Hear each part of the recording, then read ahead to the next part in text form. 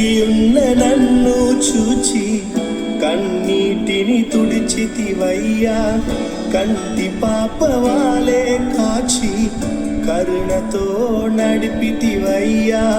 కృంగియున్న నన్ను చూచి కన్నీటిని తుడిచితివయ్యా, కంటి పాపవాలే కాచి కరుణతో నడిపితివయ్యా.